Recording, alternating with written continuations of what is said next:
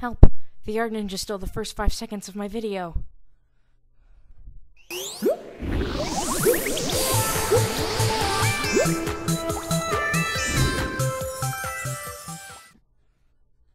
Tea. A marvelous thing, yet so curious.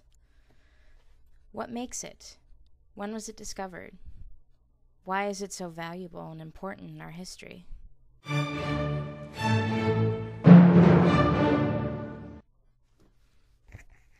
You may not realize it, but tea plays an enormous role in the world. If it hadn't been for tea, the Boston Tea Party may have never happened. We may have never become free from England.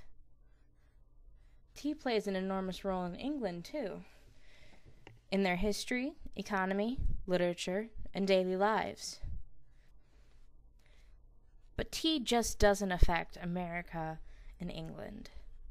Countries around the world have based a large part of their economy on tea. Tea in England and America came long before tea was actually invented. So let's start at the beginning. According to historians, tea was discovered over almost 5,000 years ago, in 2737 BC. It was discovered by Chinese Emperor Sheng Nung. At the time, it was a law that all drinking water had to be boiled for hygienic reasons. One day, while the emperor's servants were boiling his water, leaves from a nearby bush fell into the pot, changing the color of the water. Being a scientist, this fascinated the emperor. He tasted it and found this new creation was very refreshing. According to the legend, the bush that the leaves fell from was none other than the Camellia sinensis, or tea plant, and thus tea was created. As time progressed, tea became more and more popular, and it eventually found its way to other countries. Surprisingly, England was one of the last seafaring countries to receive tea. In 1652 and 1654 AD. But its popularity grew quickly. It soon replaced England's national drink, ale. Tea was originally brought to the Americas. So later I'm at Duelist Kingdom and Tristan comes up and he's all like, "My voice gives me super..." I'm like, "Yeah, in America." By Dutch colonists in the early 1600s. However, it was not until 1670 that tea was truly starting to get popular in America. And then it's 3 a.m. and I'm on the corner wearing an American flag on my head, and this dude comes up and he's all like, "Attention, duelists!" And I'm like, "Yeah, in America." It was 1690 before tea was imported and sold legally in America. Then I'm playing Dungeon Dice Monsters in the alley. Duke Devlin comes up and he's like, "Hey, I thought I told you not to." And I'm like, "Yeah, in America." But by that time, tiny America was drinking twice as much tea as Mother England.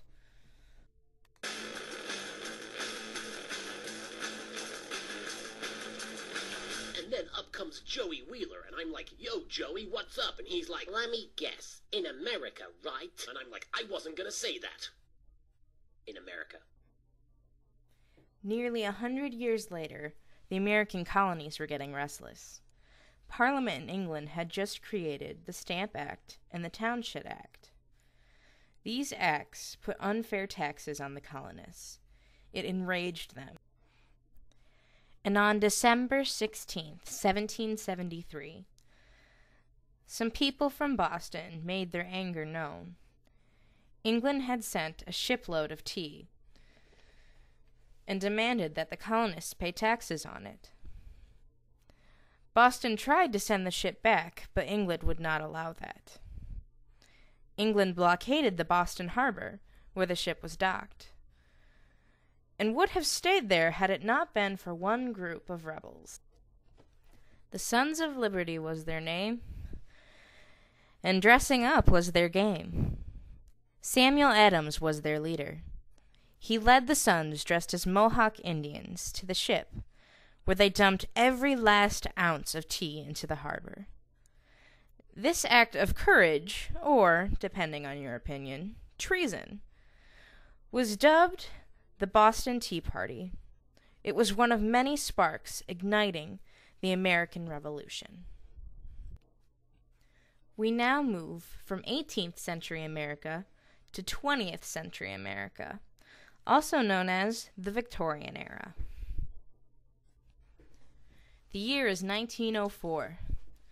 This year stands out because it was the first year for the World's Fair. The St. Louis World's Fair, where merchants from around the world came to show and sell their products. One such merchant was Richard Bleckenden, a tea plantation owner. He had planned to give away free samples of hot tea, but when a heat wave hit, no one was interested. To save his investment of time and travel, he dumped a bag of ice into the brewed tea and served the first iced tea. It was the hit of the fair.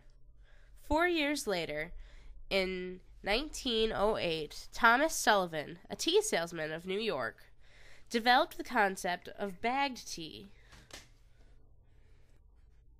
Knowing a good marketing strategy when he saw one, Sullivan wrapped each tea sample in linen bags to present to the restaurants he sold things to. He realized the restaurants kept the tea in bags when they brewed it to avoid the mess of tea leaves in the kitchen. It was a sensation that continues today. It's amazing when you think about it, just how important tea is to world history, and how, to this day, it affects our lives. Please join me now to explore tea today. Tea is more popular today than it has ever been. Fine hotels throughout the U.S. are reestablishing or planning, for the first time in decades, afternoon tea services. Tea is even becoming popular enough to put in songs, such as this song called Sippin' Some Tea by Grits. Get your cups up. I'm sipping some tea, really don't need a lot. Sipping some tea, favorite folk pull in the spot. Ain't got a lot, thank you for the little we got. Sip some tea, is this all you got? Tea, really don't need a lot. Sipping some tea, favorite folk pull in the spot. Ain't got a lot, thank you for the little we got. Sip some tea, is this all you got? Together under hazardous conditions, mama most love folk. They gather her provision, reason for living, no substitution. When it came to family meetings, the greetings were all routine. So it seemed preliminary till we got to eating. Drink of choice seem old fashioned a bit, but with the right amount of sugar, y'all be asking for it. The nectar for the most elite. It's so prestigious that Kelly and Regis hit what they need just to make it through the week. Elixir for the broken heart. No stress, unrest. I further digress. It's the beginning of a better start. Call it a southern delicacy. Hospitality begins and ends with us. And what you can see, I'm from the dirty, pay homage till I'm 130. Bold and sturdy. Glass of tea in my hand, you earned it. And it recouped my physical attributes. My abs and glutes, fat, my falls, my oops. And I sip some tea. Really don't need a lot. Tea has been shown to have many health benefits, like fighting the effects of aging and even reducing the risk of some cancers.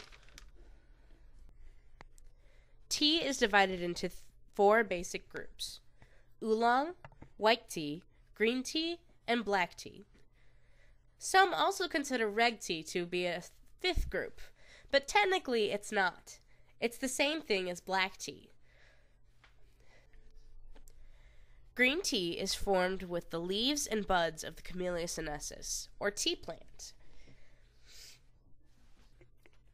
Some examples of green tea are dragon pearl jasmine, kukicha, and lapsu shang. Black tea is made by fermenting the leaves of the Camellia sinensis. An example of black tea is English breakfast. White tea is made of the bud on the end of the Camellia sinensis. Some examples of white tea are Mouton White and Chinese Silver Needle. And last but not least, there's oolong, which is a combination of both black and green teas. One example of an oolong tea is Formosa oolong. All in all, tea is the most popular drink in the world, next to water. I hope you see why it's so important now. Tea is part of our history, economy, health, and daily lives. After reading this, I hope you consider trying this wonderful and relaxing drink. And think, where would the world be without this momentous, peaceful, and regenerating drink, tea?